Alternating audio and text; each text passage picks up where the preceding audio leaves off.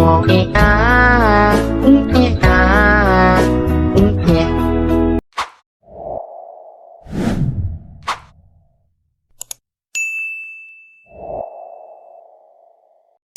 Ngadimin dinyatakan menghilang itu atau bersembunyi itu, dia terakhir kali terlihat bersama seorang polisi yang bernama Gribaldi. Hai, wassalamualaikum warahmatullahi wabarakatuh. Terima kasih sudah klik video ini. Nah, karena serial KHW Internasional sudah berakhir, di malam Senin ini aku datang lagi dengan membawakan sebuah kasus kriminal. Nah, buat kalian yang nanya, KHW tambahannya kapan lagi, Nadia? Tenang, mulai Selasa besok nih, tanggal 17 Oktober 2024 sampai 2 minggu ke depan, sampai tanggal 31 Oktober, aku akan upload 4 video KHW dengan tema profesi. Jadi, selama 2 minggu besok, kita masuk ke series baru dari KHW, yaitu KHW Profesi, kisah-kisah horor dari para pekerja dengan latar belakang profesi yang berbeda-beda. Tunggu aja ya, kita ketemu Selasa besok. Nanti kalau misalnya KHW Profesi udah selesai, ngapain Nadia? Ya udah, balik lagi lah kita ke hari Minggu seperti biasa, ganti-gantian. Kriminal ada, sejarah ada, KHW lagi, kriminal KHW, gitu aja lah kita terus sampai nanti ada series KHW berikutnya. Nah, di malam ini aku mau mengajak kalian untuk mendengar sebuah kasus kriminal penghilangan nyawa yang dilakukan oleh oknum polisi yang ada di Indonesia. Oknum yang satu ini dengan tega sudah menghabisi nyawa 7 orang secara beruntun dalam rentang waktu sekitar 5 tahun. Dan mirisnya lagi alasan pelaku ini menghabisi para korbannya adalah karena dia tidak bisa menahan emosinya. Kasus ini betul-betul menggegerkan masyarakat Indonesia kala itu karena proses penyelidikannya memang sangat panjang dan juga melibatkan kepolisian dari 3 provinsi yang berbeda. Penasaran kayak gimana kisahnya kan? Jadi tanpa berlama-lama kita langsung masuk aja ke ceritanya. Check it out.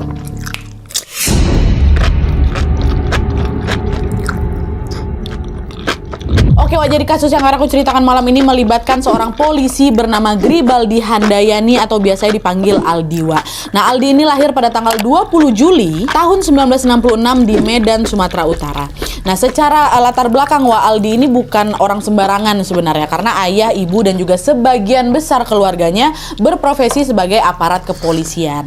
Nah, karena alasan itulah Aldi ini pun berinisiatif untuk mengikuti jejak keluarganya menjadi seorang polisi. Dia pun menjalani pendidikan di Akademi Kepolisian dan setelah lulus dia ini dilantik menjadi polisi muda yang ditugaskan di wilayah Medan. Nah, pada masa itu Aldi ini bekerja dengan sangat baik sampai akhirnya dia pun naik pangkat telah menjadi perwira tingkat 1 atau IPTU. Nah, setelah dia menjadi IPTU, Aldi ini kemudian dipindah tugaskan dari Medan ke Jambi. Tapi setelah jabatannya itu semakin naik, bukannya meningkatkan kinerja, Aldi ini justru bersikap sebaliknya. Akhir-akhir itu dia ini sering melanggar peraturan terkait tentang kedisiplinan. Misalnya, dia ini pernah kedapatan datang ke kantor tuh untuk sekedar absen aja. Nanti setelah absen dia pergi entah kemana. Baru nanti sorenya di jam pulang kerja lah gitu kan istilahnya, Aldi ini balik lagi ke kantor buat absen pulang. Jadi dia ini ke kantor cuma buat absen tok gitu loh, gak betulan kerja. Nah, selain tidak disiplin, Aldi ini juga tidak bisa menjalankan tugasnya dengan baik sampai-sampai dia diberi teguran keras oleh atasannya. Meskipun sudah ditegur sedemikian rupa nih, Aldi ini tidak kunjung jera juga dan dia ini masih aja terus melakukan kebiasaan buruknya. Nah, puncaknya pada suatu hari Aldi ini ketahuan mencatut nama atasannya untuk kepentingan pribadinya. Aku memang nggak nemu gimana detail pencatutannya ya, tapi yang jelas hal itu sangat merugikan atasannya sampai-sampai atasannya ini pun memberikan sanksi berupa penundaan kenaikan pangkat selama 2 periode terhadap si Aldi. Nah, belum cukup sampai di situ juga, Gribaldi ini juga melakukan tindakan melanggar hukum lainnya, di mana sejak tahun 1999 dia ini menjalankan bisnis ilegal di luar pekerjaan utamanya sebagai polisi, dan bisnis itu adalah menyediakan jasa calo untuk membantu orang-orang yang ingin menjadi PNS atau menjadi polisi. Dan tentunya jasa calo itu juga nggak gratis. Orang-orang itu atau klien-kliennya itu harus membayar uang dengan nominal sebesar 25 sampai 50 juta rupiah per orang. 50 juta di zaman itu ya mungkin sekarang udah sekitar 100 jutaan tuh, besar kan. Itu tuh pekerjaan sampingannya si Gribaldi. Nah, selain culas dan juga tidak disiplin, Gribaldi ini juga memiliki sederet reputasi buruk lainnya. Di mata teman-temannya, Gribaldi ini merupakan orang yang sangat kasar dan mudah tersulut emosi. Apabila ada sesuatu yang tidak berkenan gitu di hatinya ya, si Aldi ini nggak segan-segan melakukan kekerasan kekerasan fisik gitu loh kepada orang yang bersangkutan. Pokoknya dia tuh ibaratnya dulu tuh macam senggol bacok gitu lah orangnya. Nah, karena tabiat buruknya itu sudah mendarah daging, pada suatu hari Aldi terlibat tindak kriminal sadis yang sangat menggemparkan dunia kepolisian, bahkan juga menggemparkan seluruh Indonesia kala itu. Apa itu yang dia lakukan? Masuk.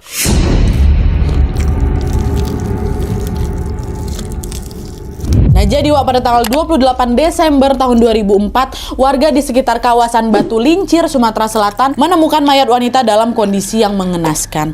Hampir seluruh tubuh wanita itu gosong, Wak, dan susah dikenali. Satu-satunya bagian tubuhnya yang masih utuh hanyalah kedua kakinya yang masih bersepatu.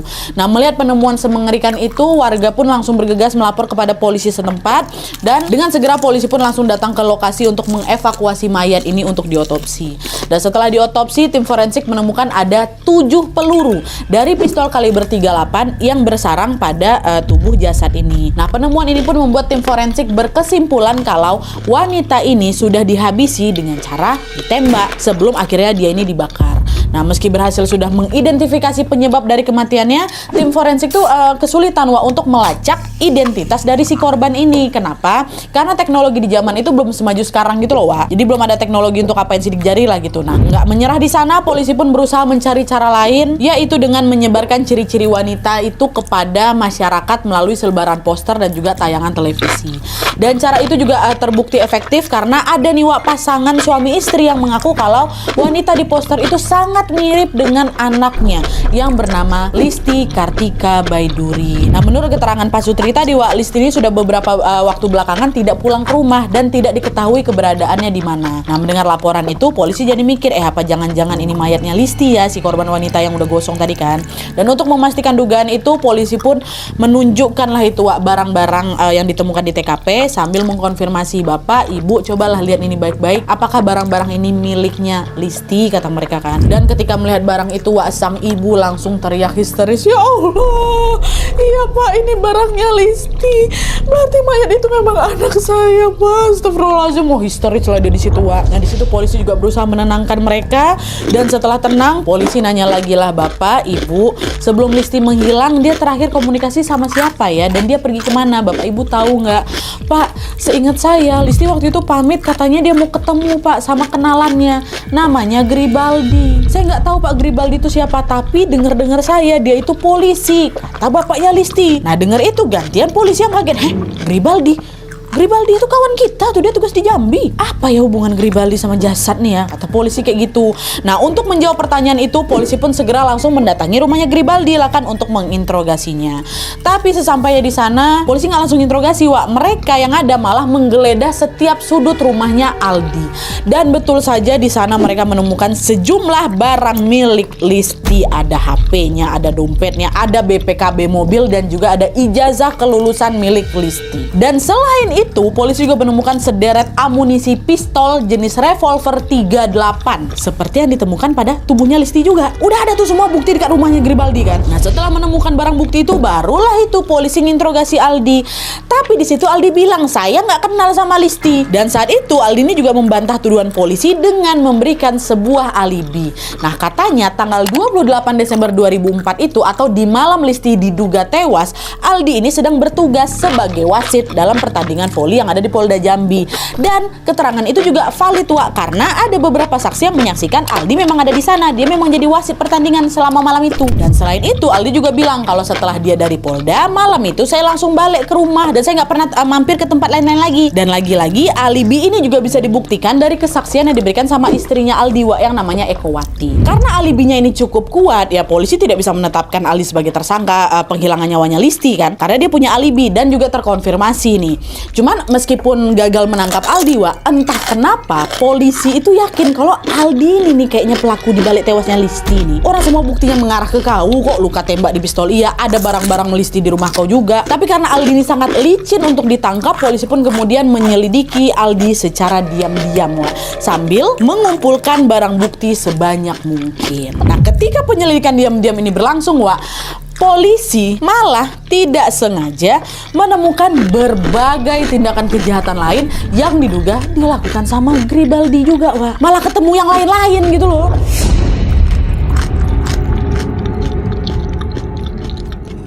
Nah, Nah, jadi setelah menemukan mayatnya Listi, Wak, polisi ini tiba-tiba teringat sama beberapa kasus penemuan mayat tanpa identitas yang terjadi di wilayah Sumsel sampai wilayah Jambi.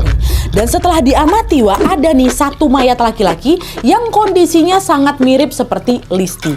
Laki-laki itu tewas, ditembak, lalu dibakar. Sampai tubuhnya nih hangus semua, nggak bersisa. Nah, polisi juga notice kalau lokasi mayat yang laki-laki ini ditemukan, lokasinya cukup berdekatan dengan lokasi mayat Listi dibuang. Nah, dengan adanya dua kesamaan tadi, polisi memutuskan untuk menyelidiki ulang kasus ini dan mencari tahu apakah laki-laki itu adalah korbannya Aldi juga. Dan hal pertama yang polisi lakukan adalah menggali makam mayat laki-laki tanpa identitas itu, lalu mencocokkannya dengan daftar orang-orang hilang yang dilaporkan sama masyarakat. Ini nama laki-laki ini ada nggak di daftar orang-orang hilang? Tapi setelah dicek, Wak, mayat itu tidak cocok dengan data yang ada. Nah, dengan kata lain apa? Laki-laki itu sudah pasti bukan orang hilang dong. Nah, dah nih. Terus nggak lama dari situ ada lagi, Wak, seorang polisi yang notice kalau wajah laki-laki itu mirip dengan foto buronan kasus penipuan yang selama ini sedang mereka cari. Dan buronan itu adalah seorang pria Parubaya bernama Ngadimin. Dan untuk membuktikan dugaannya, polisi pun segera langsung mendatangi rumah Ngadimin untuk mencari kebenaran. Nah, sesampai di sana, betul, Wak, keluarganya bilang kalau Ngadimin ini tidak pernah pulang ke rumah sejak beberapa bulan yang lalu. Tapi meskipun nggak pulang-pulang, waktu itu keluarganya nggak begitu panik. Yang ada keluarga itu beranggapan kalau Ngadimin ini lagi bersembunyi ke suatu tempat karena kan dia memang lagi dikejar-kejar sama polisi kan. Dia kan buronan kasus penipuan nih. Kayak keluarga nggak begitu panik kali. Cuman, Wak, yang membuat polisi tercengang adalah keluarganya Ngadimin ini juga mengaku kalau sebelum Ngadimin dinyatakan menghilang itu atau bersembunyi itu, dia terakhir kali terlihat bersama seorang polisi yang bernama Gribaldi. Menurut keluarganya, Wak, Ngadimin dan juga Gribaldi ini terlibat bisnis calo PNS. Di situ polisi langsung mikir, kayak Ngadimin ini korbannya Aldi juga lah. Terakhir kali dia ketemu sama si Aldi. Tapi meskipun sudah ada beberapa kasus yang menyeret namanya Aldi, Wak, polisi waktu itu nggak mau gegabah dan langsung nangkap dia, nggak mau. Polisi masih berusaha terus mencari bukti baru sampai akhirnya mereka menemukan kasus lain lagi yang lagi-lagi melibatkan nama Gribaldi atau Aldi ini, Wak.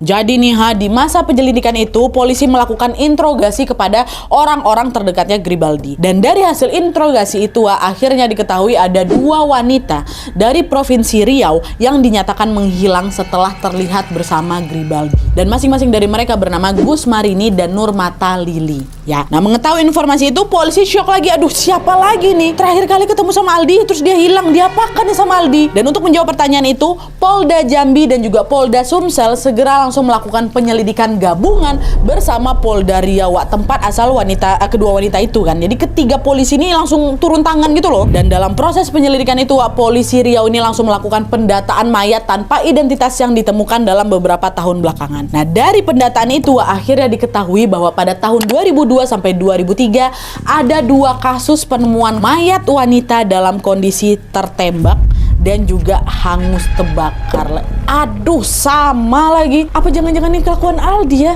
Sama pula persis kayak dua mayat kemarin, Listi sama Ngadimin. Kata polisi kayak gitu. Nah, supaya dugaan itu tidak sekedar asumsi, Wak, polisi pun bergegas langsung membongkar mayat kedua wanita itu untuk melakukan identifikasi. Dan setelah diidentifikasi, ternyata betul pula tuh, Wak, kedua wanita itu adalah siapa? Dua orang yang hilang tadi, Gus Marini dan juga Nurmata Lili. Nah, dengan adanya penemuan itu berarti ada 4 orang tewas setelah terlihat bersama Aldi ya kan? Listi, Ngadimin, Gus Marini sama Lili. Nah, karena sudah ada 4 korban tewas yang menyeret namanya Gribaldi, Wak, di sini polisi nggak tinggal diam lagi.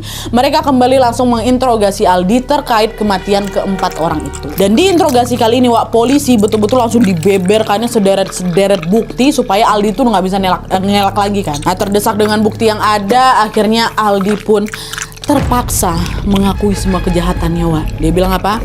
Iya, Pak, saya sudah menghabisi nyawa keempat orang itu. Tapi nggak cuma itu aja, Pak ya. Ada 3 korban lain yang belum Bapak ketahui. Itu katanya masih ada 3 lagi. Dan yang aku sendiri makin shock lah yang ada polisi. Hah? Masih ada korban lagi? Siapa dia, Aldi? Kata polisi kan. Polisi terus mencecar Aldi sampai akhirnya dia pun juga mau buka suara terkait aksi kejahatannya yang lain, Wak. Termasuk alasan kenapa dia tega menghabisi nyawa para korban ini. Nah, sekarang kita masuk ke POV Gribaldi, Wak ya. Siapin stok sabar kalian karena part ini betul-betul bisa menguras emosi. Betul ya?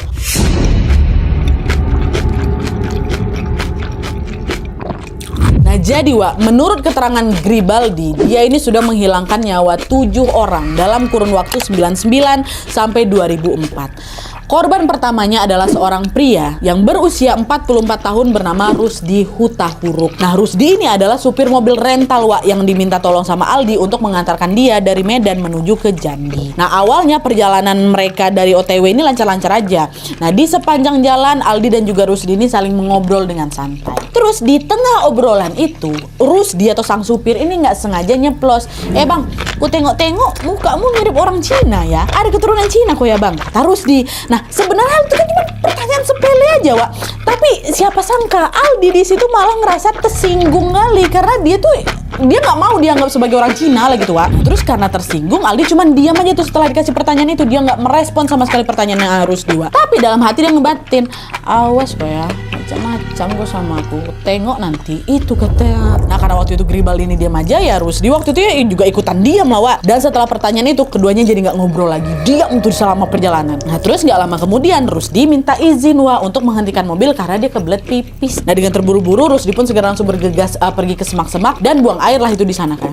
Nah pas Rusdi sedang lengah di situ atau lagi buang air situ, disinilah Aldi melampiaskan amarahnya gara-gara tadi dibilang kayak orang Cina tadi dengan menembakkan kepala Rusdi dengan pistol yang dia bawa sampai Rusdi tewas di tempat. Dan setelah Rusdi tewas Wak, Aldi pun segera langsung menguburkan jasad Rusdi ini di semak-semak yang jauh dari tepi jalan raya itu. Dan seolah belum puas menghabisi nyawanya Rusdi, Aldi juga tega membawa kabur mobil rental miliknya Rusdi. Dan supaya kejahatan itu tidak ketahuan, Aldi pun sengaja mengganti plat nomornya dengan plat nomor palsu. Dihabisin Rusdi gara-gara itu aja Wak. Dan aksi penghilangan nyawa kepada Rusdi ini tidak pernah terungkap sampai akhirnya Gribaldi sendiri yang ngaku kejahatannya. Jadi korban pertama itu bukan 4 korban yang memang sudah dicurigai sama polisi dia pelakunya Wak, bukan, ada lagi yang lain dan dia ngaku sendiri. Pun sebelum dia ngaku itu kejadian Rusdi nggak ada yang tahu loh. Nah itu korban pertama. Nah lanjut Wak, di korban kedua adalah itulah tadi Gus Marini atau wanita asal Riau yang sudah ditemukan sama polisi tadi Wak. Nah sebenarnya Aldi dan juga Rini ini kenal dengan cara yang tidak sengaja katanya Wak. Jadi pada tahun 2002 yang lalu suaminya Rini ini tertabrak mobilnya Aldi sampai suaminya meninggal dunia Wak. Lalu karena gak mau kejadian itu diketahui polisi, Gribaldi ini menawarkan Rini untuk berdamai aja. Bu, gak usah lapor polisi ya Bu Rini ya, nanti saya kasih 15 juta buat kompensasi. Saya juga janji akan bertanggung jawab mencarikan anak-anak ibu pekerjaan. Saya polisi Bu, saya ada jabatan yang bagus, kata Gribaldi kayak gitu. Nah entah apa yang ada di pikirannya Rini waktu itu Wak, tapi yang jelas dia mengiyakan tawarannya Aldi. Dia nggak laporin tuh kasus kecelakaan suaminya ke polisi. Tapi setelah tawaran itu diambil, ternyata Gribaldi ingkar janji Wak. Aldi ini tidak kunjung memberikan uang ataupun mencarikan pekerjaan seperti yang dia sudah katakan kepada si Rini. Di situ emosi lah Rini kan. Nah terus pada suatu hari Rini pun meminta Aldi untuk menemuinya di suatu tempat dan Aldi pun setuju, ya lah ketemuan lah kita bentar gitu. Nah pas ketemu ini Rini bilang, Aldi, katanya aku mau kasih aku uang, mana buktinya? Sampai sekarang aku ngingkar janji terus yang ada, kata Rini kayak gitu. Nah di sisi lain bukannya menepati janji Wak, bukannya dia minta maaf, Aldi yang ada justru risih karena terus-terusan ditagih kayak gitu sama Rini. Dengan emosi yang memuncak, Aldi pun akhirnya melepaskan tembakan pistol ke tubuh Rini. Saat itu juga sampai Rini ini tewas di tempat Wak. Dan setelah Rini tewas, Aldi pun langsung membakar tubuhnya Rini sampai hangus dan sulit dikenali. Nah, itu korban keduanya. Lanjut korban ketiga. Korban ketiga inilah dia Wak, Ngadimin, atau korban kedua yang ditemukan sama polisi setelah Listi. Nah seperti yang sudah disampaikan sama keluarganya Ngadimin Wak, memang betul Ngadimin ini menjalani hubungan kerja sama dengan Aldi sebagai calo PNS. Ngadimin bertugas mencari klien, sementara Aldi nantinya bertugas untuk mencari cara supaya kliennya ini lolos jadi PNS. Jadi bisa dibilang Ngadimin ini macam salesnya Aldi lah gitu kan Wak. Tapi sayangnya kerjasama itu tidak berjalan mulus karena Aldi berkali-kali mengingkari janjinya. Jadi setelah klien membayar sejumlah uang, Aldi ini malah ingkar janji dan tidak memasukkan mereka-mereka ini sebagai PNS. Nah di sisi lain sebagai sales lapangan ya Ngadimin kan otomatis yang dikejar-kejar sama klien kan. Klien kan berhubungannya sama Ngadimin, dia yang jadinya dikejar-kejar. Nah nggak tahan dengan semua itu, akhirnya Ngadimin langsung menemui Aldi dan meminta pertanggungjawaban. Pak Aldi, ini kan uang klien aku setor sama bapak, kenapa bapak nggak nepatin janji? Ini aku dikejar-kejar loh sama orang-orang ini. Aku nggak mau tahu Pak ya, bapak harus tanggung jawab, kata Ngadimin kayak gitu. Nah mendengar kemarahan itu, Aldi balik nggak terima dia Wak. Dia langsung menghujani Ngadimin dengan tembakan secara beruntun. Langsung tewas Ngadimin kayak gitu. Dan sama juga setelah Ngadimin tewas, dia langsung dibakar supaya si Aldi ini bisa menghilangkan jejaknya. Nah, lanjut lagi Wak ke korban keempat. Korban keempat ini barulah dia Nurmata Lili tadi Wak, atau wanita yang diidentifikasi bersama dengan Rini. Dan setelah diselidiki lebih lanjut nih Wak, Lili ini ternyata adalah istri ketiganya Aldi. Dan punya usut ternyata Aldi ini sudah melakukan poligami secara diam-diam tanpa seizin instasinya Wak. Dan FYI Wak ya, biasanya PNS atau polisi itu setahu aku dilarang keras melakukan poligami. Tapi karena sejak dulu Aldi ini memang terkenal nggak disiplin ya, dia pun dengan entengnya mengabaikan peraturan itu Wak. Dia tuh memang kebiasa ngelanggar aturan kan orangnya. Nah, pembunuhan Lili ini Wak terjadi pada bulan Agustus tahun 2003. Jadi waktu itu ceritanya Aldi ini mencurigai Lili sudah berselingkuh di belakang dia. Terus gegara dia cemburu, itulah langsung ditembak ya istri ya. Sama juga seperti kasus-kasus sebelumnya, Aldi langsung membakar tubuhnya Lili supaya dia bisa menghilangkan jejak. Dan setelah Lili ini tewas Wak, sebenarnya ada beberapa orang yang menanyakan keberadaan Lili sama Aldi Wak. Tapi di situ waktu itu, mana istrimu? Lili mana gitu kan. Di situ Aldi bohong, dia bilang Lili lagi pergi ke Jakarta, katanya dia mau kursus kecantikan gitu, kayak gitu. Terus korban kelimanya bernama Muhammad Ali Wak, yang dinyatakan menghilang setelah bertemu Gribadi. Muhammad Ali atau biasa dipanggil Mamat ini dihabisi sama Aldi karena terlibat perselisihan terkait rental mobil juga. Dengan kekesalan yang memuncak, Aldi pun menghilangkan nyawanya Mamat dengan cara sama, ditembakkannya juga pistolnya ke si Mamat sampai akhirnya Mamat tewas. Nah, itu korban kelima. Korban keenam inilah dia yang tadi yang ditemukan sama polisi di awal tadi. Siapa dia? Listi bukan korban terakhir, bukan, masih ada satu lagi Wak. Tapi korban keenam ini yang jelas adalah Listi. Dan setelah diselidiki, Listi ini ternyata adalah klien yang memakai jasa calonnya Aldi. Tapi setelah membayar uang puluhan juta, Listi ini tidak juga mendapatkan apa yang dia inginkan dan apa yang sudah dijanjikan. Nah, merasa dibohongi, Listi pun berkali-kali menagih janjinya sampai bikin Aldi ini risih juga. Dan seperti yang sudah kalian tebak, Aldi pun tega menghabisi nyawanya Listi dengan cara yang sama seperti sebelum-sebelumnya, ditembak habis itu dibakar. Gitu. Barulah ini korban ketujuh, korban terakhir Wak ya. Wanita juga, namanya Yeni Farida Wak. Di hadapan polisi, Aldi ini mengaku bahwa Yeni adalah selingkuhannya yang dihabisi di tahun 2004. Jadi dia udahlah istrinya 3, punya selingkuh juga nih. Jadi ceritanya waktu itu Yeni ini menuntut Aldi untuk segera dinikahi karena dia sudah hamil 3 bulan. Nolak si Aldi di situ waktu diajak kawin. Nggak bisa, istri aku udah 3, nggak bisa aku nambah lagi, ketika gitu. Mereka pun terlibat cekcok dan lagi-lagi Aldi terpancing lagi emosinya. Dia langsung ditembak itu punya Yeni yang lagi hamil itu Wak, langsung dibakarnya juga. Terus dibuanglah jasad Yeni ini di kawasan Air Molek Riau. Dan setelah polisi mengecek TKP, ternyata mayat Yeni itu nggak bisa ditemukan Wak sampai hari ini. Jadi dengan kata lain, Yeni ini termasuk korban penghilangan nyawa tanpa jasad yang sudah dilakukan oleh Aldi. Jadi itulah tadi Wak, daftar korban dari itu Gribaldi. 4 ditemukan polisi, 3 dia yang ngaku sendiri. Yang dia ngaku siapa? Rusdi, supir travel. Terus ada Mamat soal rental mobil itu juga. 3 selingkuhannya. Alah, apa nggak terkejut polisi-polisi itu juga Wak, sama lah kayak kita. Orang-orang ini kan sehari-hari kerja sama Aldi kan, tapi mereka nggak ada yang tahu kalau ternyata Aldi adalah pembunuh berdarah dingin. Astagfirullah. Udah lah kan, akhirnya singkat cerita setelah mengakui semua perbuatannya, polisi Gribaldi atau Aldi ini pun dijatuhi hukuman tertinggi, yaitu hukuman mati Wak. Setelah mendapatkan vonis itu, Aldi sempat katanya mengajukan banding tapi ditolak oleh pengadilan dan juga ditolak sama Mahkamah Agung. Karena pengajuannya itu ditolak, Aldi pun akhirnya dieksekusi mati tanggal 28 Juni tahun 2006 yang lalu. Jadi sekarang udah mati dia. Oke Wak, jadi itu tadi kasus penghilangan nyawa berantai yang dilakukan oleh oknum polisi bernama Gribaldi. Ya Allah, nggak nyangka ya, ternyata di Indonesia ada loh polisi kayak dia. Parah kali kelakuan di luar nalar kan Wak. Udah lah, kok nggak disiplin, suka nipu, emosian, terus bisa-bisanya dia ngabisin nyawa orang lain dengan begitu entengnya loh, macam nggak ada artinya nyawa di mata dia tuh. Untungnya polisi dan juga penegak hukum sangat tegas menjatuhkan hukuman mati dan betulan dieksekusi mati. Nggak kayak penghilangan nyawa yang sudah dilakukan Gribaldi tentunya betul-betul mencoreng nama baik kepolisian, karena dia yang seharusnya menjadi pengayom masyarakat justru malah bertindak sebaliknya. Dan sebelum menutup video ini, marilah sama-sama kita doakan semoga arwah para korban diterima di sisi Allah Subhanahu wa taala, dan semoga kasus seperti ini tidak akan pernah terjadi lagi di masa yang akan datang. Amin ya robbal alamin. Apa pendapat kalian tentang kasus ini Wak? Kalau misalnya kalian punya informasi tambahan atau ada informasi yang keliru di sini, kalian boleh tambahin dan perbaiki aja di kolom komentar di bawah Wak ya. Oke, jadi sekian dulu videonya. Terima kasih banyak yang sudah menonton. Kalau kalian suka video ini, klik like-nya. Jangan lupa komen di bawah untuk ide dan saran-saran untuk video selanjutnya. Jangan lupa nyalain notifikasinya supaya kalian tahu kalau upload baru, dan jangan lupa untuk klik tombol subscribe supaya kalian sama-sama tahu informasi menarik dan menegangkan dari channel aku. See you next video. Bye.